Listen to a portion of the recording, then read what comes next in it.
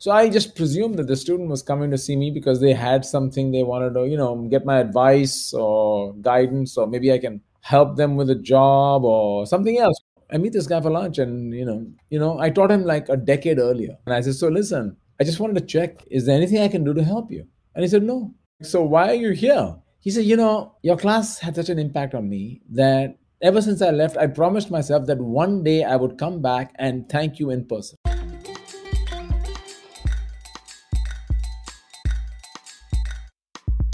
Podcast Junkies, episode 310. Welcome back. I'm your host, Harry Duran. If you are new to this show, welcome. This is the one where we seek out interesting voices in podcasting, get them to kick back their heels, talk about their shows, and coincidentally, whatever else might be on their mind. And sometimes that's the best part of the conversation.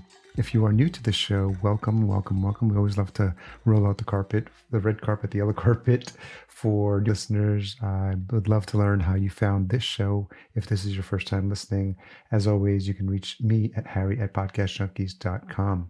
In case you missed last week's episode, we had a great conversation with Melvin Varghese. He's the founder at Selling the Couch.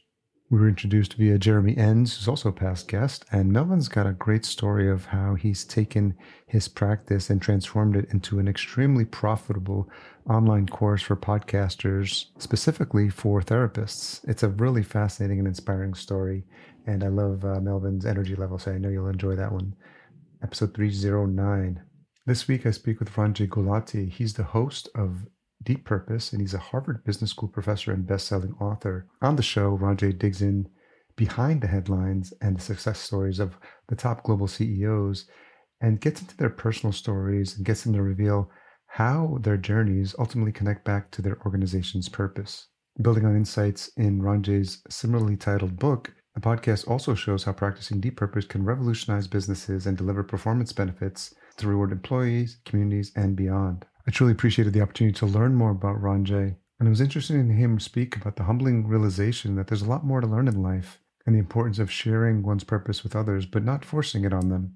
Throughout the conversation, it was really interesting to see how he's realized that he knows less than he thought he did about everything, and how sometimes there's a disconnect between how the world sees us and how we see ourselves. Really enjoyed this conversation. It really had me thinking about the definition of meaning and how I can apply that in my life. And I think you'll come away from this conversation with some interesting thoughts for your own life to ponder as well, which is always one of my goals with this podcast. I want to remind you, if you enjoyed this episode or past episodes, I'd love it if you leave a rating and a review at ratethispodcast.com/podcastjunkies. The hopper's a little low, so I want to make sure we read those out on future episodes. As always, I'll give a plug for new podcast apps. If you're looking for ways to support creators directly, and in this case, podcasters, look at the great work that's being done by the folks at podcastindex.org. And if you're feeling adventurous, try out those new apps. And as always, this is a value for value enabled show. So if you're using one of the new Podcast 2.0 apps, by all means, send over some boostergrams and satoshis, and we'll be sure to read those out on future episodes as well. Stay tuned to the end of the episode where I reveal this week's retention hashtag. And before we jump into this uninterrupted conversation with Ranjay, here are a few words from the folks that support this show. This episode is brought to you by Focusrite, and specifically the Scarlett 2i2 sound card, one of my favorite go-to sound cards, something I use for each and every podcast recording. The 3G line is a go-to for all new podcasters. Find out more at podcastjunkies.com/Focusrite, and the link will be in the show notes as well. So Ranjay Gulati, professor at Harvard Business School and best-selling author of Deep Purpose and the host of the Deep Purpose podcast. Thank you so much for joining me on Podcast Junkies. Thank you so much, Harry. Pleasure to be here with you today. So where's home for you? Home is Boston, Massachusetts. Okay. What's the weather been like? It's the question on everyone's mind. We have a storm brewing, and it's cloudy, rainy, overcast. Winter is here. If you had any doubt about that, the winter has shown us that it's definitely here. Yeah, someone who grew up in New York, so familiar with the East Coast weather, and now call Minneapolis home, that takes it to another level. There's something, we're actually headed, I looked at the forecast, we're headed into single-digit weather. So that's next level winter, as far as I'm concerned. Next level winter. I lived in the Midwest, and that's a good way to describe it. I thought I knew what cold was. No, I did not know what cold was. So I'm curious in doing a bit of research on you and trying to understand like how you ended up hosting a podcast on this topic. Maybe just rewinding the clock a little bit. I know you were you home was originally India? Yes, originally from India, yeah. And then the majority of your studies were here in the States and at Harvard as well. And was that always the plan when you think about your mindset back at that in those days when you were studying in India, that the goal was eventually to make it to the States and complete your studies here? No, I think it was a series of mishaps, accidents, curiosity, and really serendipity that landed me where I am. And I wish I would say it was a well planned strategy and I ended up where I did. And now I've lived more than half my life in the US. So, you cross an inflection point in your life when you suddenly realize that I've lived more than half my life in my, you know, adopted home more than my native birthplaces. So, I think of myself as truly an Indian American. So How often do you get back home? I go back home, I would say once a year. Okay. I used to go more often, but now I go about once a year. Do you remember? I was actually born in El Salvador, but I came here when I was a year old. And so I'm a child of, I'm actually an immigrant, but mainly consider myself a child of immigrants. Do you remember a bit of anything that comes to mind in terms of the culture shock when you first landed here? Yeah, the first thing I had was culture shock here was that everyone had choice about everything. I mean, I went to Baskin Robbins and they're like, what flavor do you want? And I'm like, what? In India, you could get chocolate, vanilla, and strawberry occasionally. Strawberry was a luxury. Oh my God, they have strawberry flavor. It was chocolate or vanilla. So I realized America was a country of choice. People had all kinds of choices, even personal choices. Everything was a choice, you know? Yes. And India was much more scripted in some ways, because maybe it was resource scarcity. It was a more, conservative society. There were just social norms. Labor markets are tighter. It was just a different place. So, and I came to the West Coast, so it was different for me. Also, I came to a small town, Washington State, to Pullman, Washington. So it was really in the middle of nowhere, in the middle of the Palouse wheat fields. But it was beautiful because I really got to know a lot of great people who were very welcoming to me, and I'm very grateful for that. What do you miss most from home? Food, that's why. No, I have family and friends. I have very good friends and family I don't get to see as often as I would like. So, for a lot of folks in higher education, Harvard is the pinnacle of where you want to arrive at when it comes to your studies. Do you remember the day you got accepted, what that was like? So I came to study here, and yeah, I mean, it was quite extraordinary because, beyond my imagination that I'd ever be studying at Harvard, and let alone teaching there one day. And so, yeah, no, even now, sometimes I step back and ask myself, like, I don't know. Yeah, sure, I worked hard, but so do other people work hard too. Maybe I'm consider myself to be able to think through, but so do others.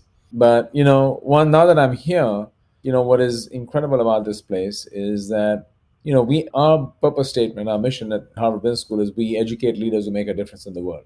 And of course, every organization has a purpose statement. We actually really believe it. We really believe that we are privileged with the position and the resources made available to us, and that with that privilege comes responsibilities. And our responsibility is to educate leaders who make a difference in the world. And so that, I think, becomes a key factor to keep in mind. And I think that's something we take very seriously.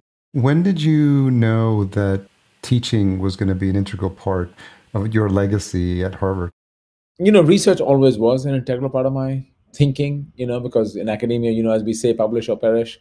And so there's an incentive structure that really drives you towards publishing your research, especially early in your career. How teaching came to, I was always a decent teacher.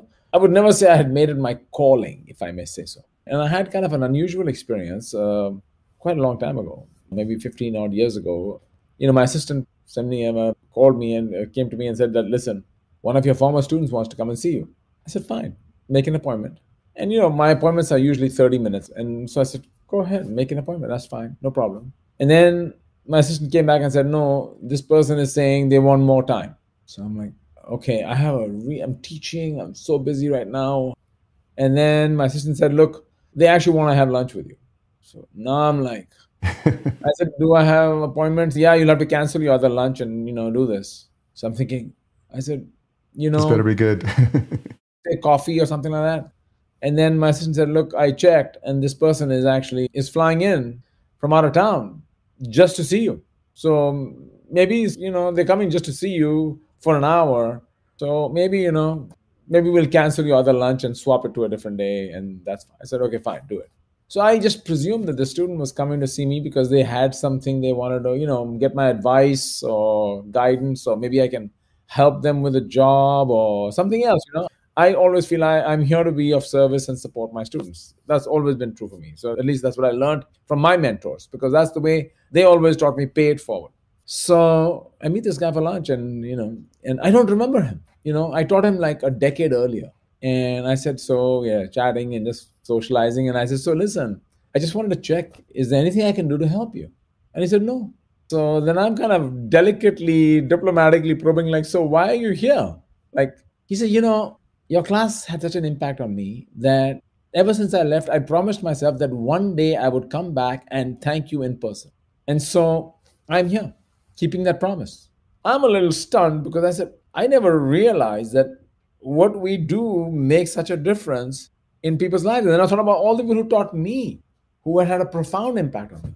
So right after that, I went on a mission of thinking about all the teachers who made a difference in my life. And I wasn't able to go visit each one of them, but I called each one of them to just tell them that, you know what? And one of them was in a retirement home, and I said, who are you? I said, hi, you taught me. Oh, okay, when? I'm like, 20 years ago. And okay, how? Yeah, what's up? And I'm like, I just want to thank you. So anyway, so that was my story into recognizing that teaching was an integral part of my existence. I think it's important, and I think we sometimes discount the impact we have on people's lives until an event like this happens. And it causes us to reflect, to your point, on the mentors who have been important for us and who have really shaped us. And a lot of times we take something from this one person and something from this other person, and we don't realize we're building up sort of vision for what we think the world should be and how we want to live life. And it's a direct reflection of the impact that all these people have had over the course of the many years and decades that you've had experience your time with them. Yeah, no, absolutely. I think so that was a very humbling and stunning moment for me, but it had a huge effect on me. Have you always thought about the concept of legacy, or leaving an imprint on the world? And obviously with the work that you've done at Harvard, the teaching, all the students you've impacted, some who may never reach out and some you may never even know about, the books you've published, and now with the podcast, is that something ever that crosses your mind? No, honestly, I never thought about it. And I'll tell you when I started to think about it, when I wrote this book about purpose. Okay. Because purpose forces you to think about why you're here. And the more you think about why you're here, a corollary question of that is that, well, what is the legacy you want to create? So suddenly it creates all these other elements that go with the why are you here question. And even though I was studying at an organizational level, why are organizations here? But a lot of people talk about why am I here, right? And I think I've come to realize that if you look at the definition of purpose, it's a stable and generalized intention to accomplish something that is meaningful to the self and consequential for the world beyond the self. So we all want to, somehow we may measure our impact, as people like to call it. What's my impact? What's my footprint? And we measure our impact in different ways. Some of us measure our impact by our bank balance, or some of us measure our impact through our kids. Some of us measure our impact through, the big things. Or some of us measure the impact through little things. Again, as we get older, you get a little more perspective into this. And I've come to realize that, impact isn't always through big things. Measurable is noticeable through big things. You say, oh, look at my accomplishment, and look at my CV, or look at I think, and impact doesn't have to give a payback. The other part of impact is we think of payback. And the moment we're thinking of payback, like even recognition payback, I need my name on the building, I need my name on that, and, announce my name on the stage. And don't forget to say that I was one of your big donors. I want my name on that plaque. So, How much of your worldview, or the lens through which you see the world, has been colored by your experience growing up? So I would say, of course, we're all impacted by our childhood and experiences, right? And it's interesting because when I did this podcast series with these leaders, I interviewed 10 CEOs from around the world. And I was asking them about their business and their company and what they did and all that. But I also then explored with each of them, like, tell me about your childhood. And how did that inform who you are today as a leader? I mean, Sim Shabalala grew up in a slum in Soweto. That informs who he is as a leader today. Ross Brewer grew up in a middle class household in Detroit, and her father worked in an auto plant as a manager, floor manager. And that informed and shaped who she is as a leader today. I can go on and on about every single leader. David Velez grew up on a farm in South America, Wood Staten too. And so you talk to each of these and they'll tell you that how, we all are very much impacted by where we grew up, the people we grew up with, our parents, but also others around us. And yeah, for me, my where and how I grew up is very, very important part of who I am. I mean, I learned about business watching my mother. My mother was building a business while I was a kid. I got to watch right in my living room where she ran the business from how a business gets started. So, I mean, I worked every summer. I mean, my entire teenagehood years were spent working every summer, all summer long. So, I learned a lot about that from watching her. I watched my father, I went to a boarding school. I learned a lot from going to my boarding school. So I think all of us pick up cues and ideas, mental models of how we want to be and what we want to do. Some of them are good, some of them are not. Some of them are baggage, right? We Yeah. struggle our whole life to shed them, saying, God, I want to get that. I have a bunch of those that I want to let go of, but I can't. It becomes so embedded into us that it's, Old habits die hard. oh, yeah. So shaking off those are not easy. You mentioned something I read is that you traced the book back to an intellectual crisis you experienced about a decade ago. Can you tell the story behind that? Well, I was never on purpose. I mean, this was like a real fluff topic for me. And because mission statements, purpose, I mean, we call it touchy feely, in our parlance. Yeah, and I'm a math, computer science, economics undergraduate. And, but, the more I probed, and purpose used to be this kind of left wing, woke topic, Ben and Jerry's, Patagonia, that kind of fringy topic. It wasn't mainstream, but then I started to see it actually going mainstream, and companies were saying, my purpose is helping us do better as a firm. Purpose drives performance. In fact, Indra Nui at Pepsi even coined the phrase performance with purpose. Satya Nadella at Microsoft said, purpose was the unlock. And I looked at small companies also, that as they grew, when founders say, oh my God, our company has lost its soul. We're no longer the good old days. We were like a family, we all were. And I'm like, what exactly? And I came to realize that some of that had to do with purpose also. That we were so purposeful and intentional about what we were trying to do. And many, not all, many successful startups don't start by the idea, I want to make a lot of money. They start by like, we want to have an impact. We want to change the way the world does X, whatever that X might be. And so I think, to me, there was learning over here in terms of, understanding how this really, so. And so as you started to put this idea together, you've authored several books, and I'm curious about your path as an author.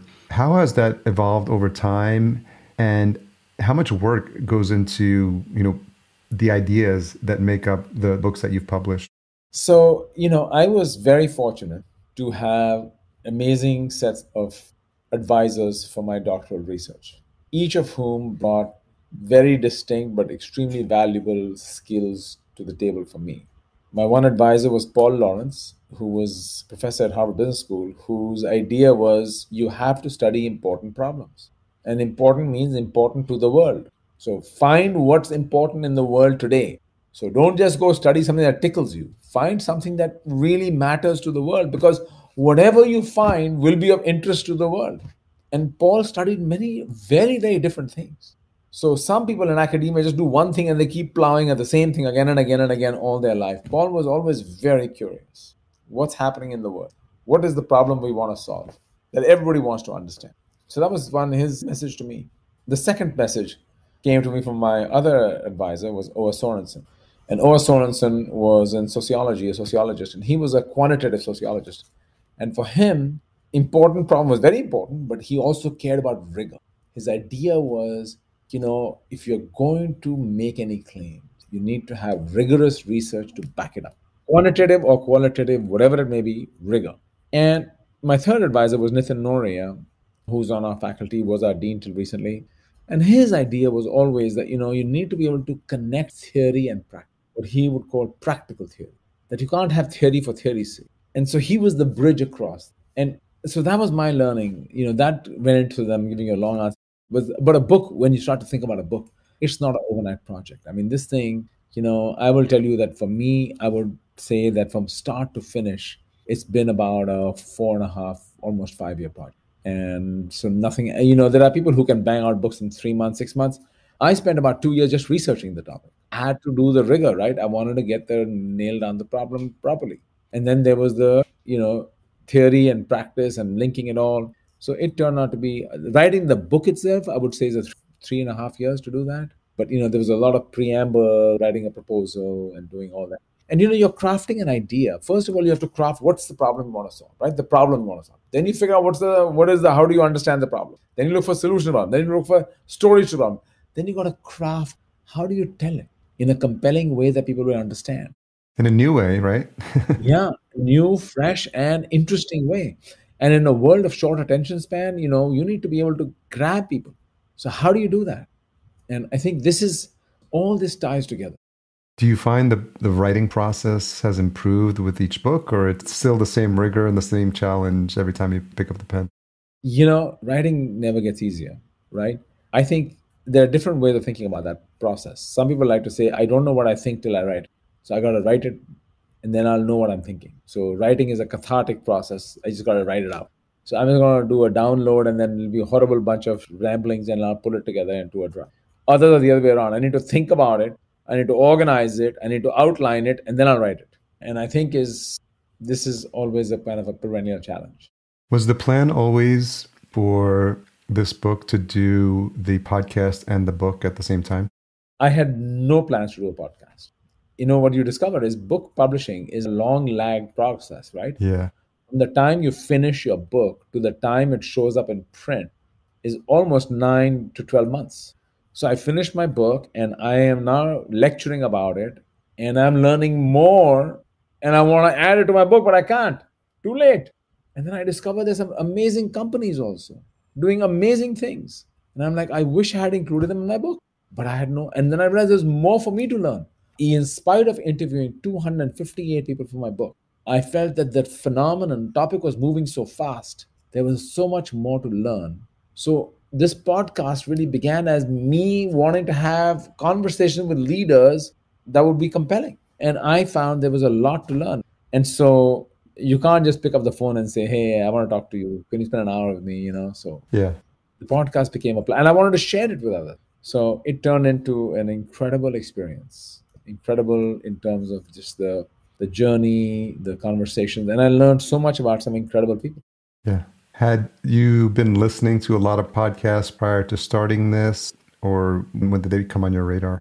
Full confession, I was irregular, inconsistent listener to podcasts till I did one. I became much more frequent after that. I would say I listened to 2 different podcasts regularly, but I wasn't like I got 10 lined up and I'm going to be downloading 10 of them. And it was like I had 2, maybe a third one that I would be a regular listener on, but that was my capacity, And now, I've come to realize there's so much to learn. And I have to tell you, every single conversation with every single leader I had, there was a nugget. There was a gift. When you talk to extraordinary people, each of them has something valuable to share. And I'm a big believer in vicarious learning through the experiences of others. You don't have to do everything yourself.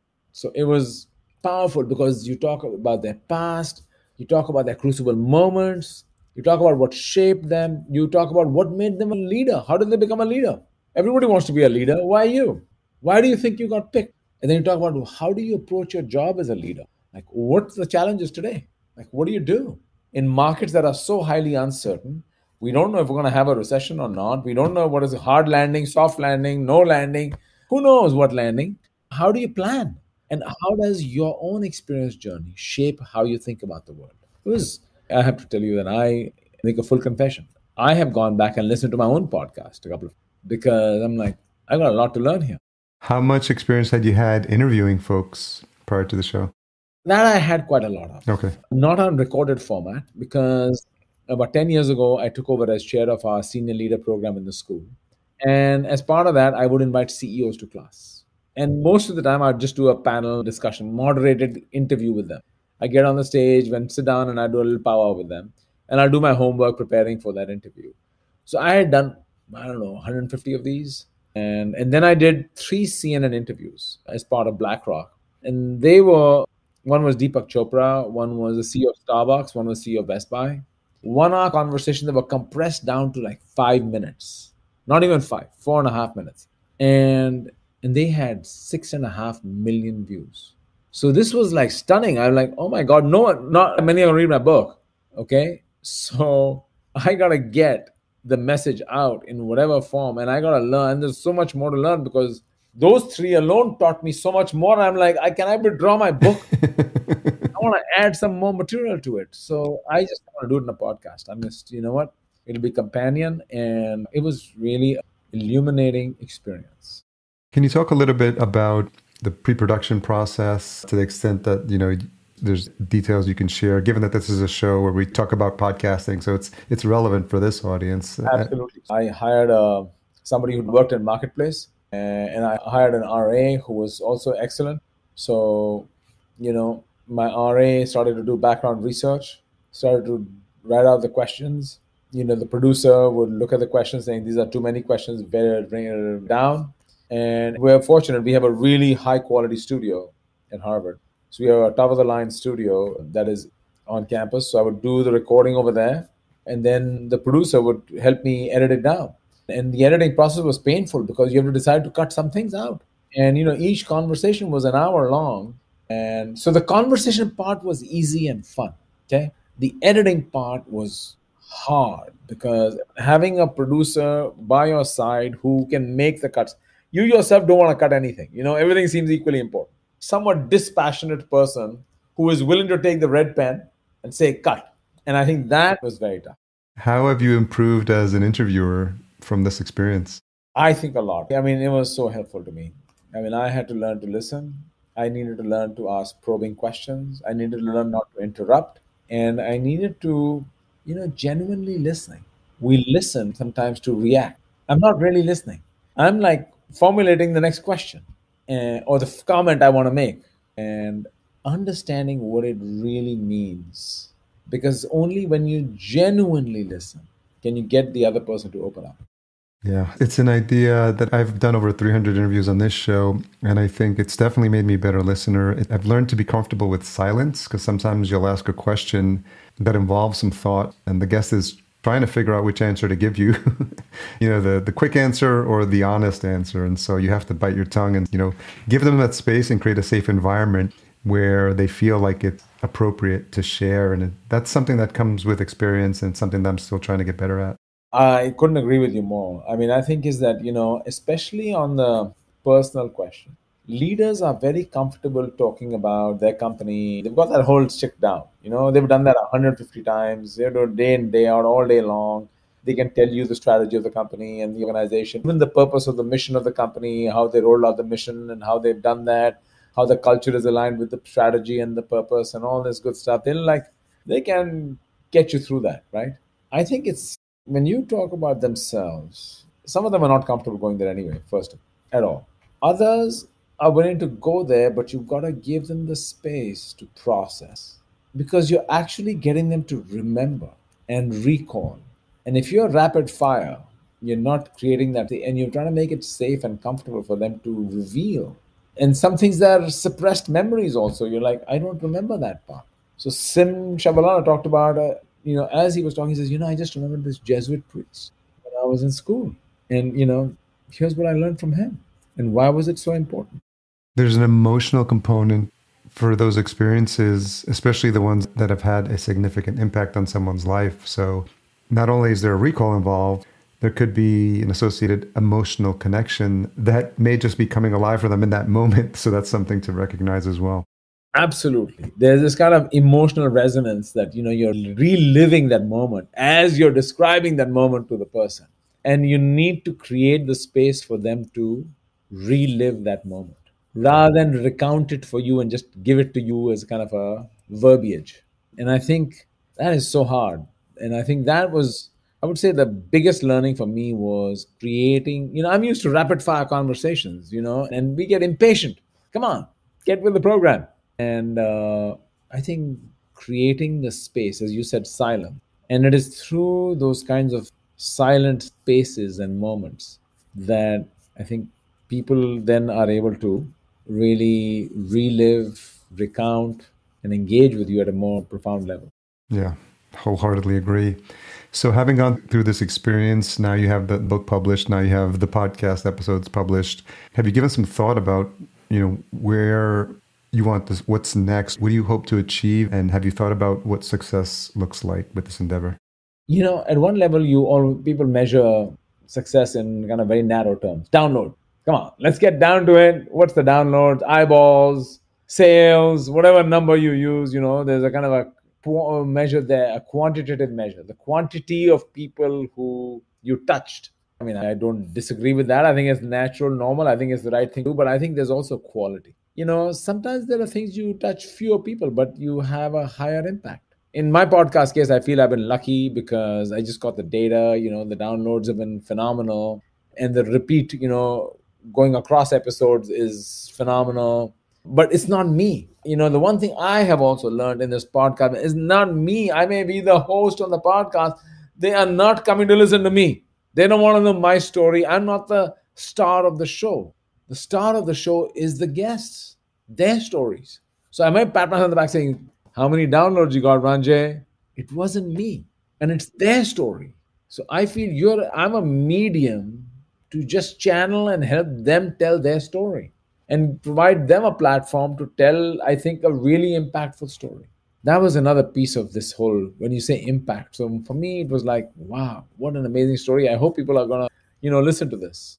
Yeah, you provided a safe space, a container for them to share these stories. So as much as the majority of their content comes from them, there is this synergy that happens when you're having that experience that you're co-creating together.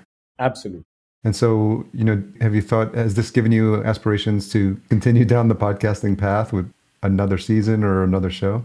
I'm toying with the idea, but I'm trying to figure out how I want to spend my time right now. I'm trying to write another book. I'm teaching a new course. So there are only so many hours in a day, and I have to kind of figure out where is the best use of my time. And that's the part that I'm struggling with. So it's been a lot of fun and a lot of learning, but a lot of time. This is not costless. I mean, this is pretty time intensive. And I think, so I have to figure out whether and where I will take this next. Given the topics you've covered in the book and on the show, has this experience changed your perspective about what your purpose in life is? Oh, I mean, I don't know if it's changed it, but it's really clarified it. And I think one of my regrets in life is that I wish I had thought about purpose earlier in life. You always kind of postpone this kind of in questions. One day I'll do it. Existential navel gazing exercise. Why I'm too busy right now. I'm a man of action. I don't have time for this kind of contemplation, introspection, reflection. I'll do it when I'm sitting on a rocking chair on my front porch. And, that never comes, and, you kind of keep going. I think I've been inspired by these, listening to amazing stories. It elevates your own ambition. It makes you think, wow, I can also think of myself as bigger than who I am. I can also have a more expansive view of the impact I want to have on the world around me. I'm curious if, with all the experience you've had in management and all your experience teaching at Harvard, had you ever given any thought to starting your own company? No, I advise companies. I advise entrepreneurs. I've worked with many of them, but it's not my cup of tea. And I'm curious also, as you talked about, you were explaining this idea of how it's changed your vision of your purpose in life. Is that something that you're conscious of when you're having conversations with your family and having them think about, what the future holds for them? Yeah, I think when you bring purpose into your life or intention into your life, you can't help but share it with others as well. But you can't preach to others. I think everybody has to be ready at the right stage and age in their life to. So are my kids writing their purpose statements? No. So, and will they one day? I hope so. But it's not something you can force on anybody. And, but it makes you more purposeful. And I think people get to see it. So, I think the thing becomes then is one of, do they get to see what you're doing? And that hopefully will shape them. Yeah. Live a life by example. A couple of questions as we wrap up. What's something you've changed your mind about recently? Oh, what have I changed my mind about recently? I have realized I know a lot less than I think I do about everything. Okay, so that's one thing for sure. I told you it's humbling when you recognize listening to others. There's a lot more to learn out there. So at no stage, you got to kind of keep your feet on the ground. That's one thing. I think I told you earlier, impact is not measured by big things only, but by small things as well. So that's been a big learning to me. Yeah, I think another thing is that yeah, those are the two. What's the most misunderstood thing about you? Misunderstood thing about me. I think all of us are misunderstood by the world. We know that. There's data to show that the world, the way others see us is not the way we see ourselves. The question is, are they misunderstanding me or am I misunderstanding myself? So the asymmetry exists. The question is, who's wrong? Thank you for that perspective. Ranjay, thank you for your time. I really enjoyed this conversation. It was really interesting to hear about your journey and where this has taken you and some of the insights that you learned from your experiences with these leaders and how that's shaped, you changing your ideas about what's important and what purpose looks like. And I think the book is going to be a great reading for folks as well as the podcast. And so I just appreciate everything you've shared with my audience today. And I applaud you on your journey. And I think there's much more things to come because, as you mentioned, you're working on another book as well. Well, thank you so much, Harry. It's been a real pleasure talking to you. You asked me great questions and I learned a lot from talking to you. So thank you very much. Really appreciate it. Appreciate it. We'll send folks to deeppurpose.net to learn more about the book, and we'll make sure any of the links and resources we included in the show notes as well. So we'll make sure those are available. Thank you very much. So thanks again to Ranjay for coming on the show. I really appreciate the flexibility with his team and setting up this appointment. I know he's been busy making the rounds, promoting the podcast and the book, and I really appreciate him providing some insightful and thoughtful answers to some of the questions I had asked him. And you can tell from the depth of the response that he really gave it some thought, which I appreciate. Intro and outro music composed by Cedar and Soil, cedarsoil.com for his complete catalog. Don't forget to check out our sponsor Focusrite and their awesome line of gear, specifically the new Vocaster. I'm a big fan of the Vocaster 2, which I'm using right now. You can learn more at podcastjunkies.com/Vocaster. Podcast production and marketing provided by Fullcast. Learn more about how a podcast could be beneficial for you or your brand at fullcast.co. Tune in next week for my conversation with Hector Santiesteban. He is a fellow podcaster, podcast producer, fellow Latino, and we've been connecting a lot on Twitter and finally figured out some time where we could have a conversation, and I'm glad we did. I learned a lot about his background, his passion for podcasting, and I'm excited to share that with you next week. If you've made it this far, no doubt you're waiting for this week's retention hashtag. Let's go with hashtag meaning Ranjay, MEANINGRANJAY. And you can tag me at podcast_junkies and Ranjay at Ranjay Gulati. Thanks for all you do to support the show. Talk to you next week.